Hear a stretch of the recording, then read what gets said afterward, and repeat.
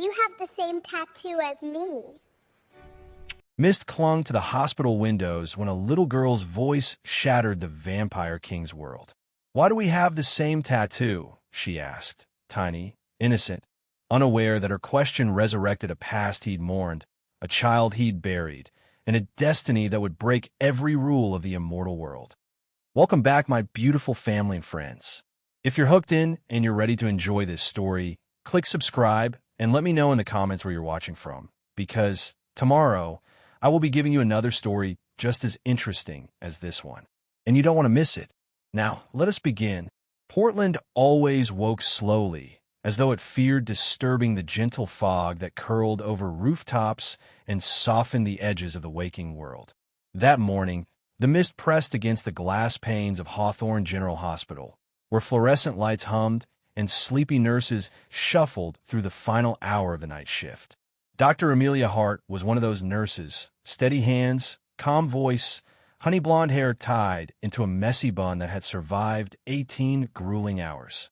The moment she stepped behind the nurse's desk, she exhaled and pressed a hand to her lower back. One more hour. Just one.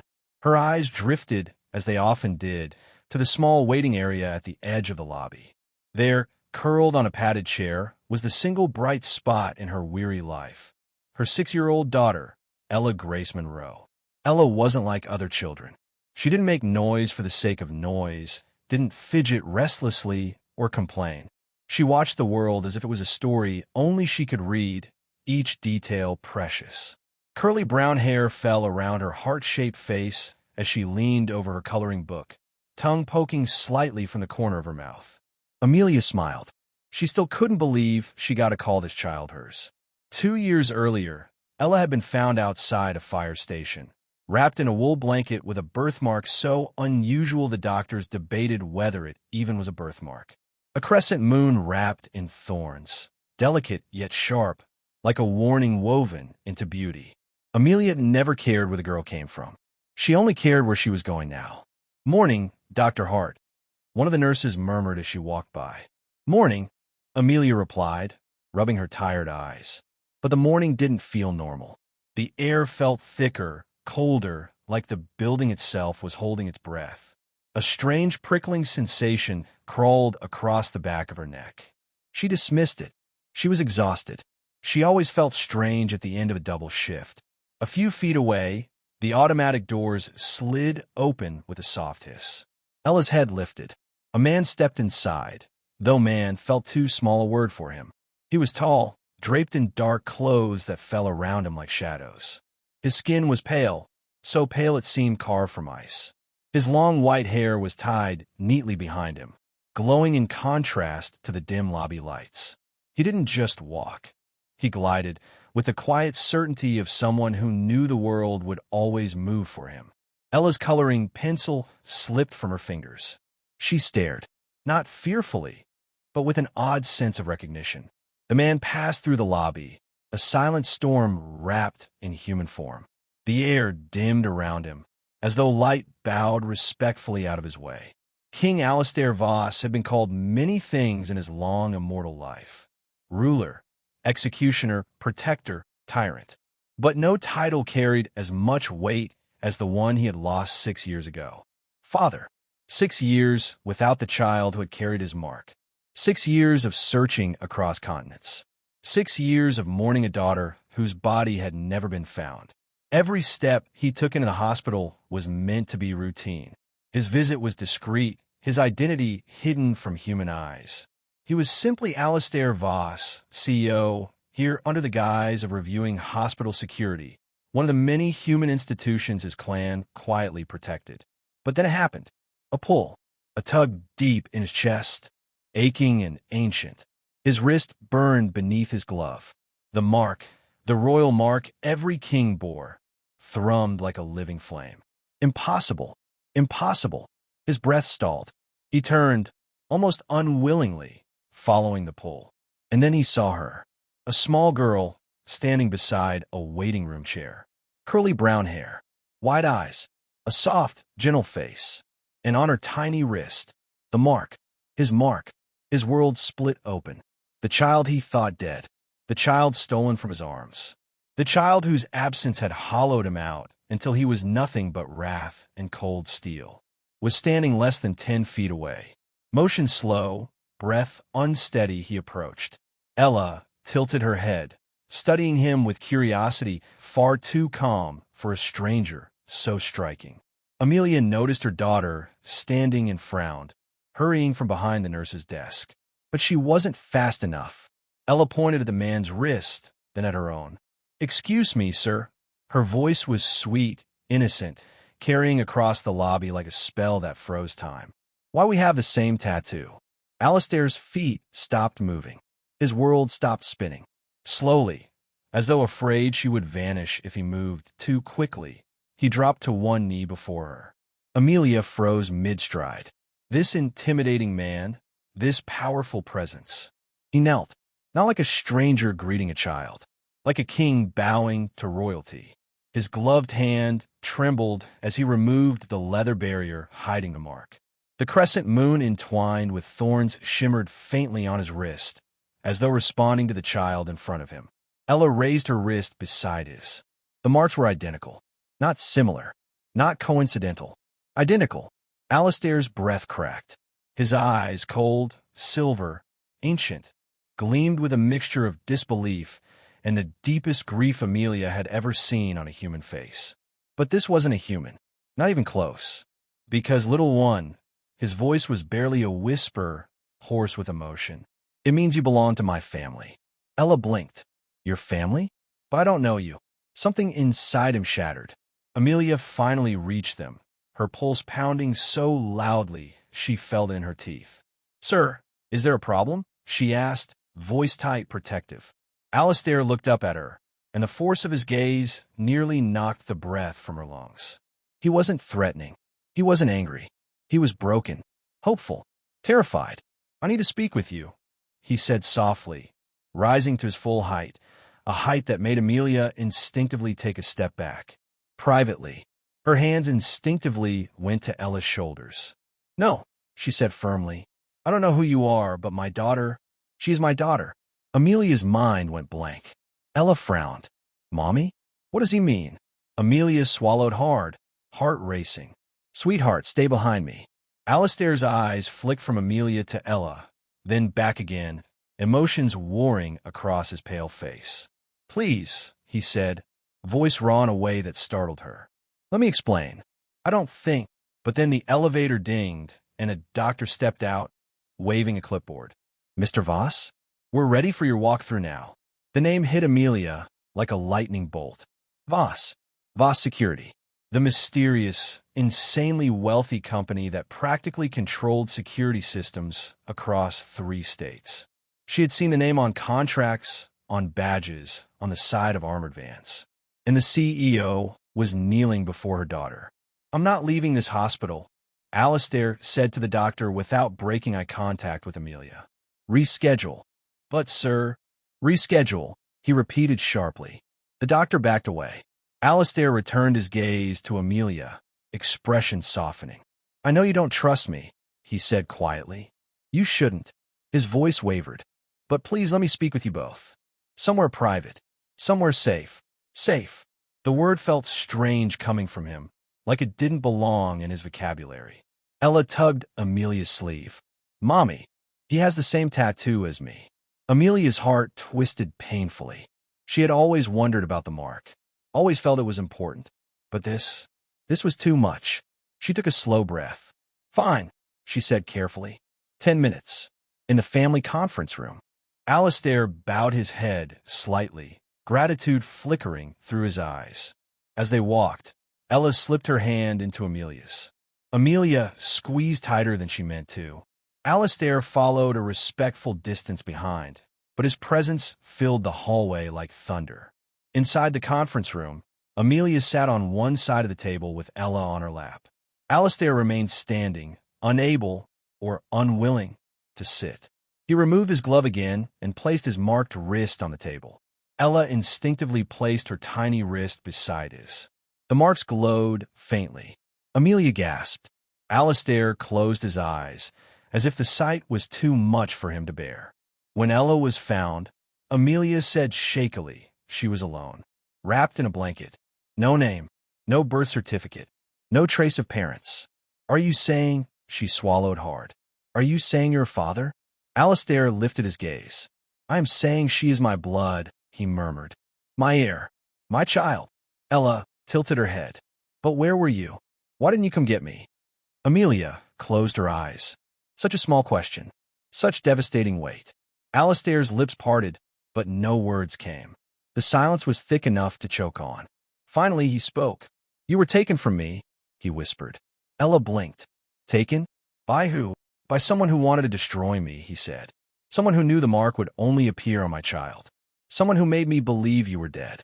Amelia felt her stomach drop. He didn't seem like a liar. He seemed like a man barely holding himself together. Ella looked down at her wrist. Were you sad? Alistair let out a sound so raw it hurt to hear. I died, he whispered. Every day I died. Ella reached forward and touched his hand. He froze. His throat bobbed, eyes wide, breath caught in his chest. That small, innocent touch did what centuries of war could not. It brought the vampire king to his knees. If your child asks a stranger, why do we have the same tattoo? What would you do? Tell me in the comments, Red Heart. And make sure you subscribe so you don't miss what happens next. The conference room felt smaller than it was, as though the air itself had thickened with emotion too heavy for such a plain, fluorescent-lit space. The hum of hospital vents and distant hallway footsteps faded into a dull, unimportant whisper. All that mattered was the impossible scene unfolding at the center of the table. Ella's hand, tiny, warm, human, rested on the cold, pale hand of the vampire king who had searched for her across 6 long, ruined years. Her touch grounded him, softened him, undid him. Alistair Voss, feared ruler of the North American vampire clans, didn't breathe, but he felt the world shift inside his chest as if life were trying to claw its way back in. Ella simply looked up at him, wide-eyed, curious, as if she wasn't touching a living myth, as if she wasn't rewriting the rules of 2 worlds by existing. Amelia Hart tightened her hold around her daughter's waist. Her pulse hammered hard enough to shake her. She didn't know who or what this man was, but every instinct in her body screamed caution. And yet, the way he looked at Ella wasn't threatening. It was reverent, shattered, full of recognition deeper than blood. Amelia swallowed, voice trembling. Start talking. Alistair opened his eyes, ancient eyes, silver and storm-bright. I know you're afraid, he said softly, but I beg you, don't take her hand away. Not yet. Amelia hesitated. Ella's little fingers remained tangled with his. Alistair's expression flickered with fragile relief. He slowly took a seat, though he didn't fully relax, as if the chair itself was too weak to support everything he was feeling. I will tell you everything, he said. No lies, no disguises. Amelia nodded stiffly. Good, because I am this child's mother, and I won't let anyone, human or not, hurt her. A faint, humorless smile touched Alistair's lips. I would burn the world before I allowed harm to touch her. Ella blinked up at him. Why? The smile died. His voice cracked. Because you are my daughter. The words hung in the room like lightning. Amelia's breath hitched. Ella looked confused. Alistair looked like he was standing on the edge of grief and hope at the same time. Prove it, Amelia said quietly, though fear tightened every syllable. Alistair nodded once, as if he expected this. He rolled up the sleeve on his left arm. His pale skin glowed faintly, then darkened as intricate markings shimmered beneath the flesh like molten silver. Amelia's jaw dropped. What are those? Royal sigils, he said. They appear only to those of my bloodline. Ella leaned forward, fascinated. Do I have one too? You have the most important one. He took Ella's small wrist gently between his fingers. The crescent moon with thorns pulsed softly, as if responding to his touch. Amelia felt a chill race down her spine. This was no coincidence. The marks truly were identical. Alistair swallowed. This mark is given only to the heir of the vampire throne. My heir. Amelia's voice cracked. But she's human. She shouldn't be, Alistair whispered. And yet, he glanced at Ella with awe. She is something neither world has seen. Ella stared at her wrist. So, I'm special. Alistair laughed softly, a sound that carried centuries of longing. You are everything. Amelia's heart squeezed painfully. She wanted to argue, wanted to deny everything, wanted to protect Ella from this impossible reality. But the truth was sitting right in front of her, and it had her daughter's wrist. How did you lose her? Amelia asked finally. The question hit Alistair like a blade. His posture stiffened, jaw tightening with centuries of suppressed rage. She was taken, he said, by a faction within my court, rebels who wished to end my bloodline and rise to power. They believed killing my heir would weaken the throne. Ella's eyes widened. They tried to hurt me? His voice broke. They did worse. He paused, breathing through a storm of memories that still burned him. They ambushed us during travel. My guard were slaughtered. I fought, but his throat tightened. I was gravely wounded. They stole you before I could stand. Amelia covered her mouth. I searched for you for 6 years, he whispered. Through ashes, through bones, through every whisper of hope. Ella's voice was small. Did you cry? He looked at her with a pain no immortal should ever feel. Every night. Ella leaned her forehead against his hand. Alistair's eyes closed, grief softening into something unbearably tender. Amelia felt tears sting her own eyes. She had never seen such raw emotion in a man, human or otherwise. Why would they leave her? She whispered. Why abandon her outside a fire station? Because they wanted her to die, he said flatly. Exposure, hunger, time. They thought nature would finish what their blades didn't. Ella shivered, and Alistair immediately placed his cloak around her shoulders. The gesture was instinctive, protective, paternal. Amelia swallowed hard.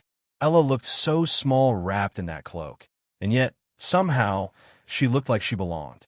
Alistair continued. But someone with mercy, must have found her before the cold did. Amelia blinked. The blanket? Yes. They intended it to be her shroud. Ella pressed her face into Amelia's chest. Mommy. Amelia held her close, smoothing her curls. It's okay, sweetheart. You're safe. You're here. Alistair's gaze softened at the sight. You raised her with love.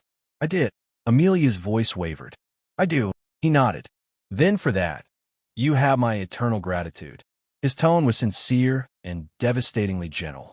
But Amelia straightened, protective instinct flaring again. What happens now, she asked.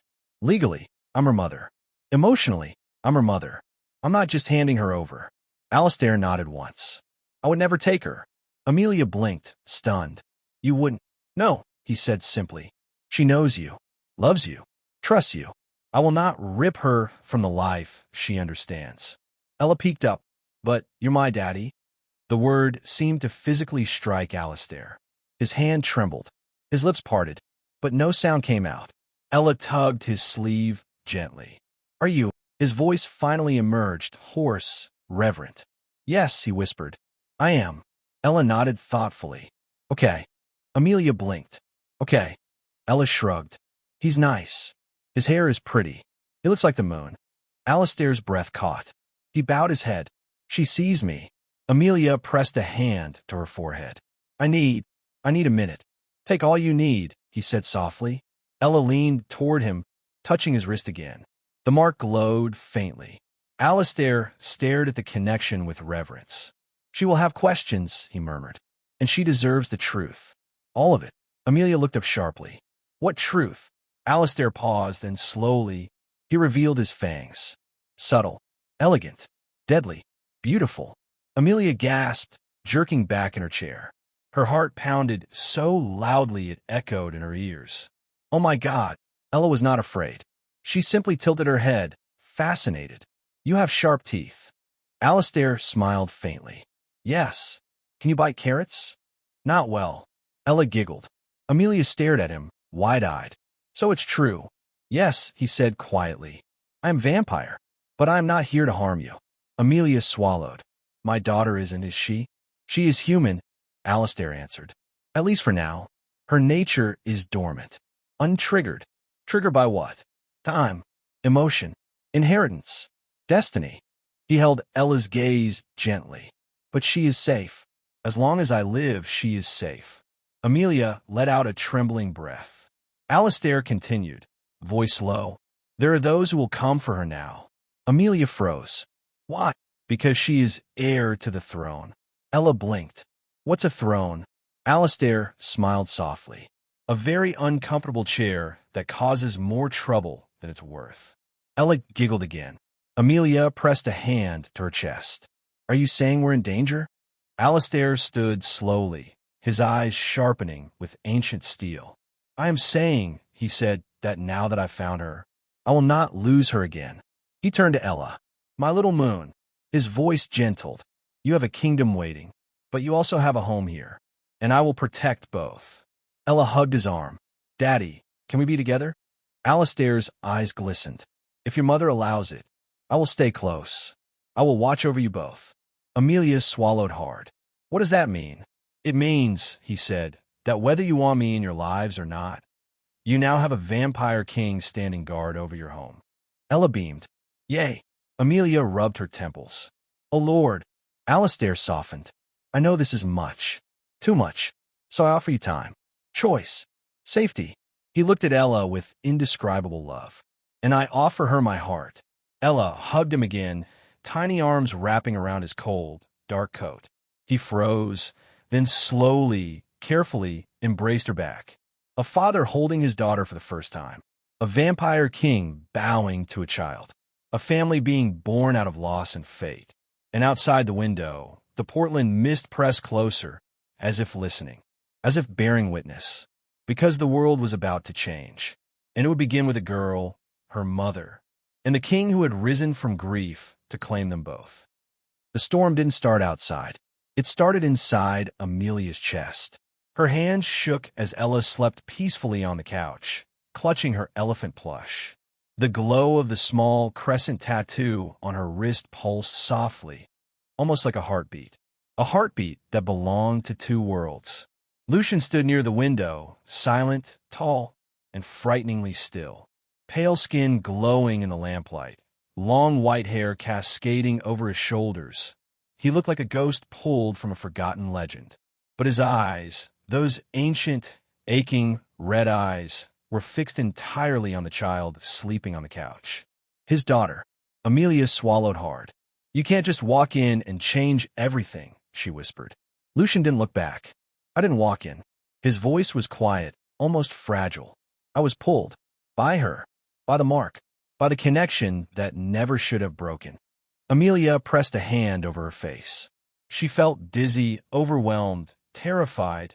Yet underneath it all, there was a strange warmth. A warmth she refused to acknowledge. I'm human, Amelia said softly. She's human. Or mostly. This is our life. This little town. My job. My routine. Everything I built to keep her safe. Lucian finally turned. And I am not here to take that away. He stepped closer. I'm here because someone else will. Amelia froze. Someone else? Lucian's jaw tightened. The night I saved you 5 years ago, you weren't attacked by ordinary rogues. He took a slow breath.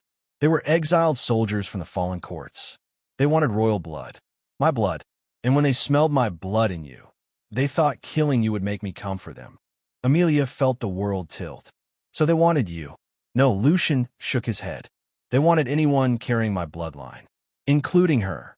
Amelia felt her heart drop into darkness. You're telling me Ella is in danger because she's your daughter? Yes. His voice cracked. And because she is mine, she will be hunted until she is strong enough to defend herself. Amelia stood very still. Then what do you expect me to do? She whispered. Give her up? Hide her in a castle? Let you take full control of her life? Lucian slowly approached her until there was barely a foot between them. No. His expression softened in a way that almost hurt to look at. I expect you to let me stand beside you. Amelia blinked. I don't understand. Lucian's voice gentled, warm, sincere. You raised her. You protected her. You carried my daughter into this world and gave her a life I never could. One filled with sunshine and laughter and innocence. He swallowed tightly, emotion flashing through his eyes. I'm not here to undo that. I am here to ensure she survives long enough to keep it. Amelia's chest tightened painfully. I don't even know you. Lucian nodded slowly. Then get to know me? He hesitated. Let me earn your trust. Let me earn my place in her life. Amelia looked away, but he gently touched her chin and lifted her face to meet his eyes. I'm not asking for forgiveness, he said softly. I'm asking for a chance. And it was the gentleness in his voice, not the power, not the ancient authority, that made Amelia's resolve falter. For the first time, she saw him not as a vampire king, or a threat, or a mistake from a forgotten night, but as a man, a father, someone who had been grieving a child he didn't know he lost. Her voice broke. I don't know how to do this. Lucian stepped closer, lowering his voice so only she could hear it. Neither do I. His eyes softened with an emotion he rarely showed. But we will learn. Together. A silence settled, heavy, warm, electric. Then a small voice cut through it. Mommy. Ella rubbed her eyes and sat up sleepily. Lucian immediately stepped back, giving Amelia the space to go to their daughter. Amelia sat beside her, brushing her hair back gently. Yes, baby. Ella blinked at Lucian, then at her mother. Is he staying? Amelia hesitated. Lucian froze. Ella reached for Amelia's wrist. Mommy, I feel safe with him. Those 7 innocent words crushed the last wall Amelia had been holding up. She turned to Lucian. You can stay, she whispered, but only if you follow my rules. Lucian's voice was a whisper of relief. Anything. Amelia nodded firmly. Rule 1. She is not leaving this house without me. Understood. Rule 2. You do not turn her. Ever. I will not. Rule 3. You don't take her from her life. I swear it. And Rule 4. She swallowed. You earn my trust one day at a time. Lucian bowed his head slightly, an ancient gesture of respect. Then, one day at a time, I'll become worthy of both of you. Ella crawled into Amelia's lap, yawning. Can we all sleep here tonight? She asked innocently. Lucian smiled gently, the kind of smile that didn't belong to a vampire king, but a father finally given what he'd prayed for. If your mother allows it, he said softly. Amelia looked at her daughter. Ella was already curling toward the spot where Lucian sat earlier, trusting him like she had known him forever.